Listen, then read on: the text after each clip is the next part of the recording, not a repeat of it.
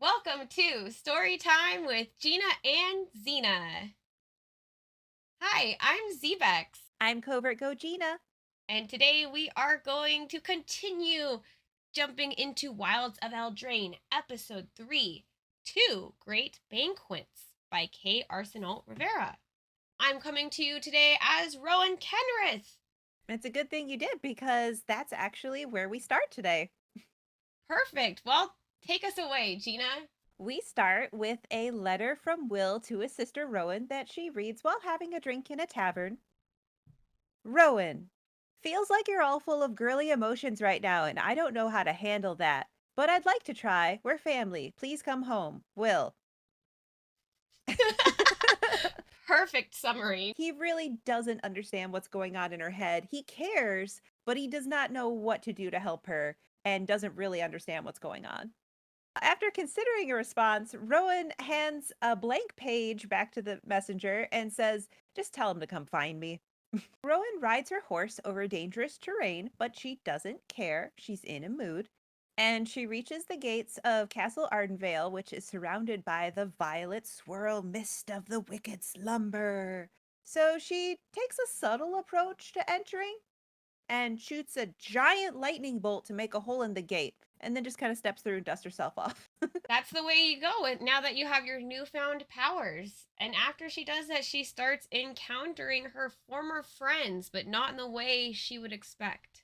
Yeah, there's just tons of sleeping knights, and they don't move, but they're like puppeted by the mist to fire arrows at her. And she tries calling them to wake them up, like, "Hey, you know me. Please stop." But that doesn't work. So she has to fight her way through. We even learn her nickname. She's like, "It's me, Ro." I thought that was really cute. Now you know you can call Rowan Ro. I want to call her Roro.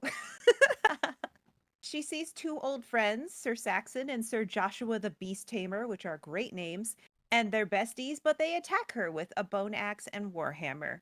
Reluctantly, she channels lightning blasts at their feet. Tries just to jump and zag around them, but every once in a while she's got to zap them. She journeys further into the castle and has to admit, like, although she's worried about her friends, she's kind of super into how powerful she's becoming and how good it feels. She reaches this large room where the knights aren't actually wearing armor, but instead their best party clothes. And they proceed to dance fight her, waltzing and slicing in her general direction. She's gradually disarmed and crowd surfed to the front of the room where she's greeted by a pale figure. And all the dancing halts and the knights drop to their knees. Clearly, they were being controlled by this figure. The figure says, "Welcome to the court of the ardent queen, Rowan Kenwith. We have been waiting for you." And Rowan says, "You're Ashiok. I've heard of you. What are you doing here?" She knows that they have the ability to control nightmares. So she jumps to the conclusion that says, "You're the one who's put this evil slumber curse over the land. I know it was you, Ashiok." "Yeah, let my friends go. This is totally your doing, right?" And they answer, "Well, the one who cursed you is behind this veil." And they pull it aside and reveal a table with a big feast and a beautiful woman drinking from a goblet. She's also holding a glass apple. Sounds very So, fairy tale familiar. is this the queen from Snow White? Possibly, yeah. There's like strands of violet sneaking out from the apple, so the glass apple maybe has something to do with how the curse works. I hope we get the glass apple as an artifact. That sounds cool to me. I like that idea. And the woman smiles and says, "You look just like your mother." And Rowan strides right over to this woman and brings her sword down with a big swing right at her face and just stops at the last second and says, "That woman has nothing to do with this. Did you call me here just to make sick jokes?" And the woman says, "Oh, dear Rowan, I brought you here because I admire the fire within you. Your people are afraid of you. Even your brother doesn't understand you. You're in pain and he keeps trying to fix you. And I know what it's like to have your family turn their back on you, but I wouldn't do that." And Rowan's like, very much taken aback by the sincerity, and the woman's words are hitting home. Yeah, this woman is able to read Rowan like a book. Fairy tale pun intended. She also seems to have some sort of a relatable quality to Rowan. The woman continues, like, you've been working hard to keep everyone safe and make sure no one hurts you again. And that's why I created the Wicked Slumber, to keep people safe. And Rowan starts to wonder about that. Like, could she have saved her parents if she had put them to sleep?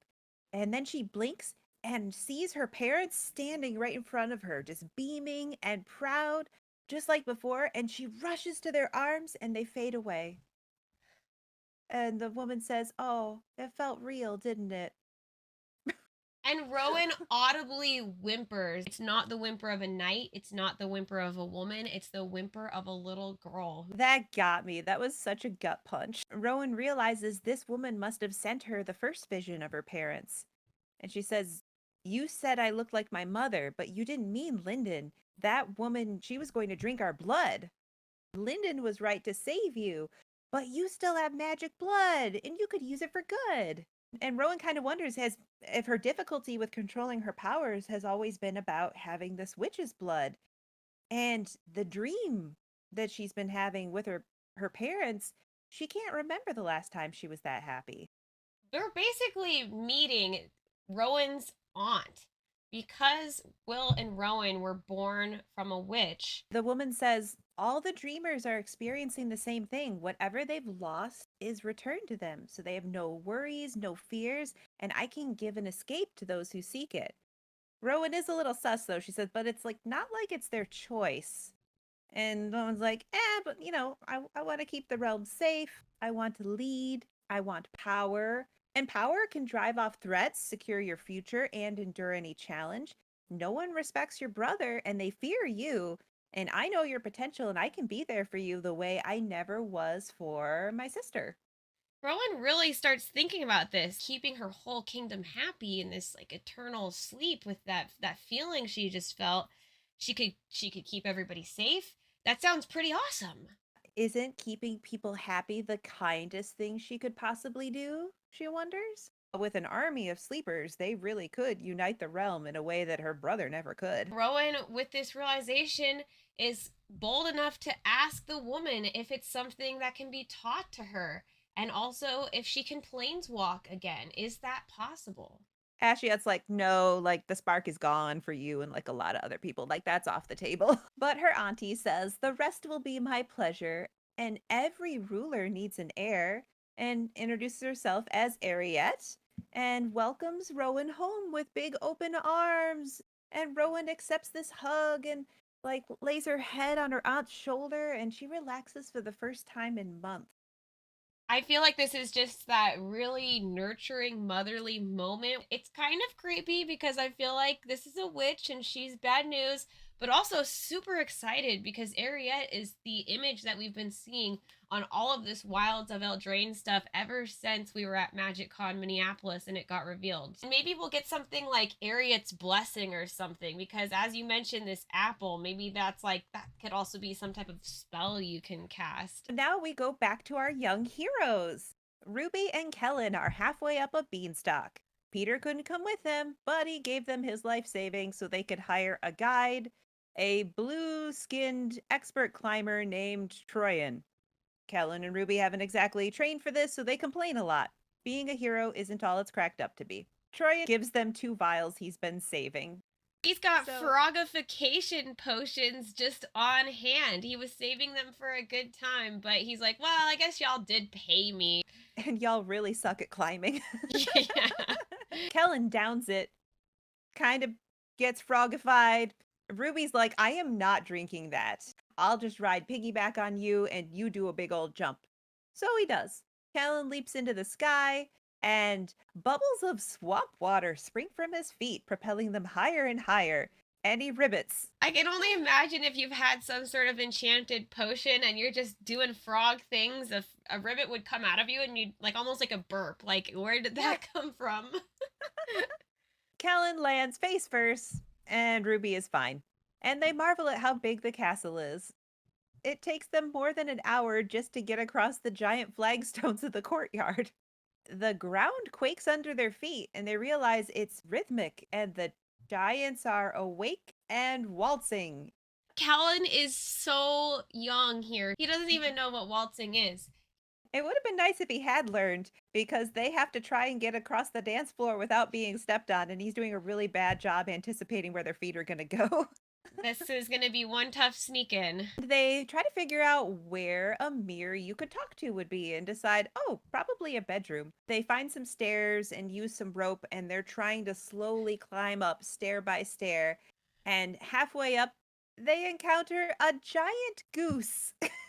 Can you imagine after going up having to heave yourself up one stair at a time, like more than your own height, and then suddenly you encounter a goose the size of your parents' hand cart? That is what Kellen has to compare. So maybe like the size of a car or a small like Fiat for us. That's what I was thinking. Yeah. The goose is also being followed by the giant lady of the house. She doesn't notice them, but the goose sure does and honks an alarm. Have you ever ran into a goose? Not personally. I take my dog on walks. They really do. They go like, ah, ah. Kellen shouts, "Run for your lives!" So Ruby and Troyan get a head start, but then these two fingers just pinch the back of Kellen's cloak and lift him up in the air. And now he's face to face with the giant. And he's like, "Oh, so sorry." And the giant asks, "Who are you? What are you doing at my party?" Not just any party, it's her birthday party. He's like, "I'm on a quest seeking the magic mirror. We just want to ask it a question." And I see the mirror and she just says, no. But then another character shows up and asks, "Baluna," her name's Baluna, "are you feeding that young man to Albiorix the goose on your birthday?" What a name.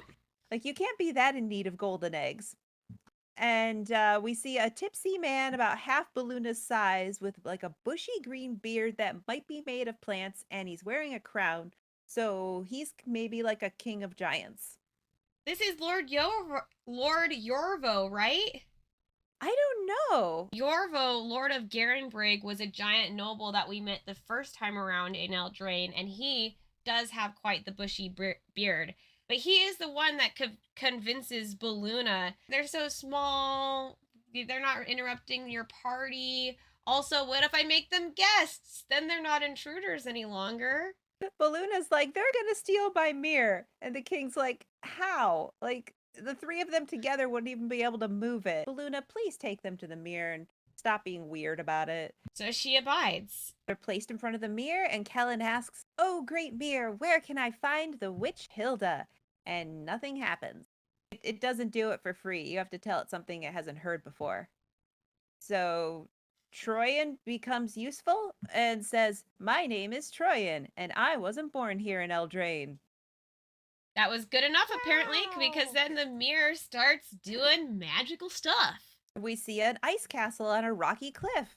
And Ruby recognizes the area, like, "Oh, that's a place that my brother used to take me fishing, but it didn't have all that ice before. How did that get built so fast?" Ruby's gonna lead the way. That's where we end our adventure on episode 3. Gina, did you have a favorite moment in this story? I think my favorite moment, honestly, was Rowan's like moment of being a child again and letting out that whimper of sadness and of grief that was just so effective in making you feel what she was feeling in that moment, because she has lost so much and she just can't shove it down anymore in that moment because they were right in front of her and taken away again.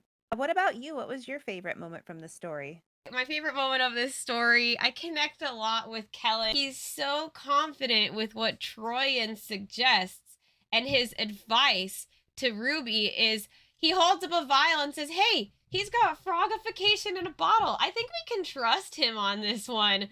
Like, what makes the fact that someone has a potion the fact that you can trust him? Kellen, you need to really up your game on what makes somebody trustworthy. I think that's funny. While we're on the subject of Troyan, what is the actual point of Troyan? I think this character is only in here because he's got a card, because, like, literally, Instead of giving them a climbing guide, Peter could have bought them these froggy potions. And they could have said anything to the mirror. I'm hoping that Troyan comes back in a later episode and does something. He does seem to have some sort of significance. He wasn't born in Eldraine. Where was he born? Anything. Tell us anything about Troyan. Maybe we will see him in a future place. What was your favorite photo from this story? I love the one of Rowan where she's kind of dragging her sword along this wall and it's sparking and she's got sparks coming out of her hand and she's just ready to take care of business. How about you? What's your favorite?